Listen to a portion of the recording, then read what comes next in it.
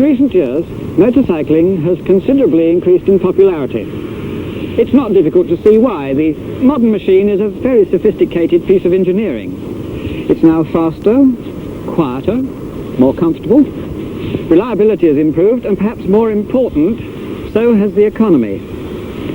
But with the introduction of these new and sophisticated machines, we've encountered two problems, which we call wobble and weave. Now, let's make it quite clear from the start. The ordinary motorcyclist has no cause for alarm. He's most unlikely to encounter either of these effects. Low-speed wobble is easily controlled simply by holding the handlebars. High-speed weave is more alarming, but it only occurs at speeds above the speed limit. However, we do recognise that some motorcyclists go faster than the 70-mile-an-hour limit. Police, for example, riders who go abroad, not to mention the odd fellow who knowingly breaks the speed limit, showing off to his mates, perhaps.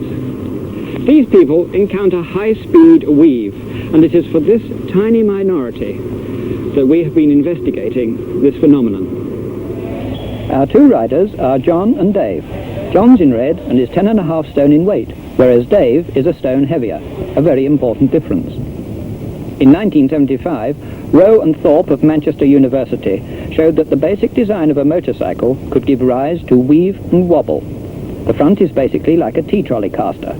The angle of the forks puts the steering point ahead of the contact area of the tyre. This distance produces low-speed wobble at about 20 to 25 miles per hour, just like a T-trolley caster wobbles at certain speeds. At slow speeds, the wheel will wobble quite freely under certain conditions if the handlebars are released.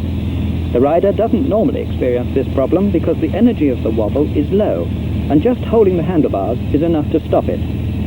You can see the rapid wheel flutter here on the Police Norton. Removing the fairing makes no difference at all.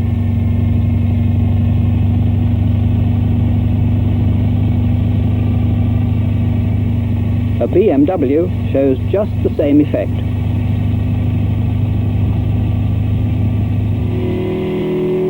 Now let us look at high-speed weave. This is a Kawasaki and John is riding. At 85 miles per hour, the bike begins to weave quite spontaneously. The rider doesn't need to do anything.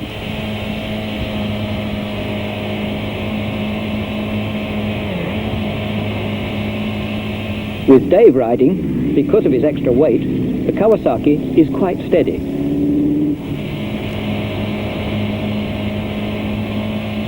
Even when he tries to induce the weave by shaking the handlebars, the machine remains stable. Remember that Dave is a stone heavier than John. With John on the Norton, weave is coming in at 85 miles per hour.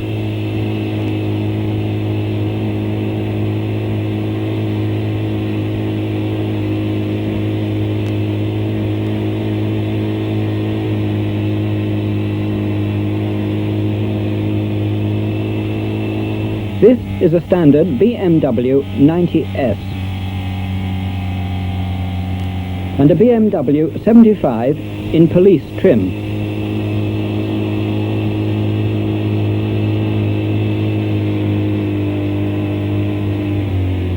The Suzuki behaves in just the same way. Notice that we're deliberately choosing the worst condition by having the lightweight rider. He can demonstrate the beneficial effect of weight by wearing a weighted belt. His weight here has been increased by 16 pounds. Nothing else has been changed, but the extra weight is enough to make the Suzuki quite stable again. Here's a Honda. The speed is 90 miles per hour, but we have filmed this weave in slow motion so that we can study the effect. Notice how front and rear wheels move in different directions. The rider's head and shoulders remain fairly still.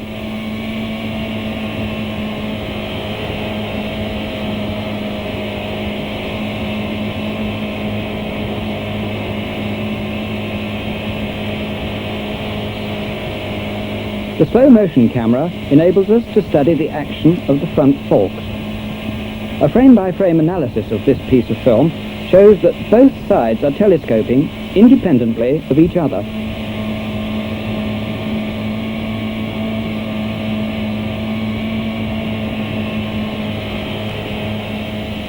The rider can eliminate the weave immediately by lying flat.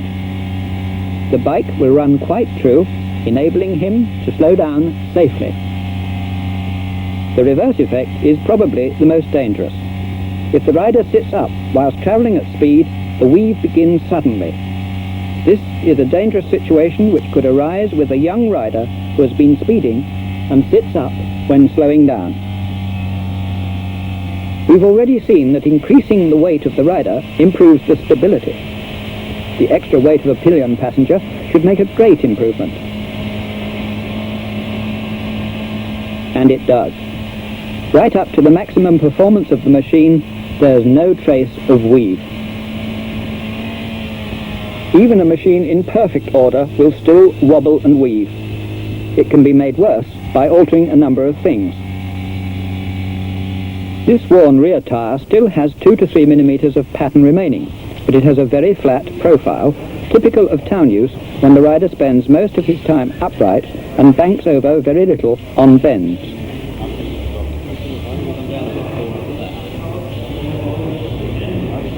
The effect of the worn rear tyre is to reduce the speed at which weave occurs, but it makes the severity of the weave greater.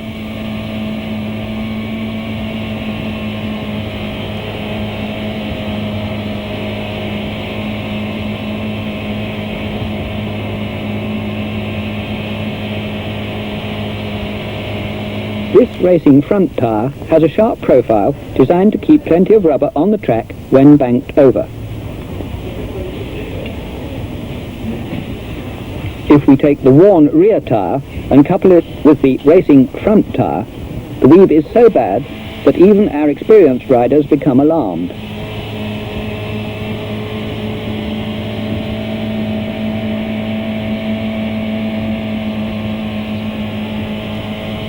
The speed here is about 85 miles an hour.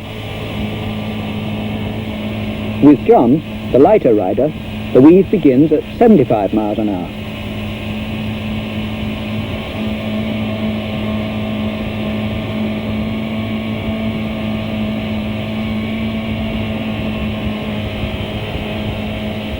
Increasing the speed to 90 miles an hour results in weave of a frightening severity, even with the normal weight rider. But note that lying down is a complete cure, even with the worst weave.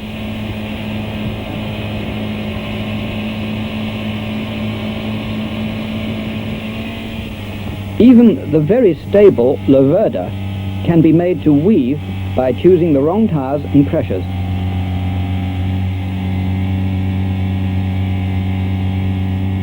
The use of a top box can make the machine more unstable, especially if it's heavily loaded and positioned right out at the rear. Panniers can also have the same effect. Obviously, this weight is in the wrong place to improve stability.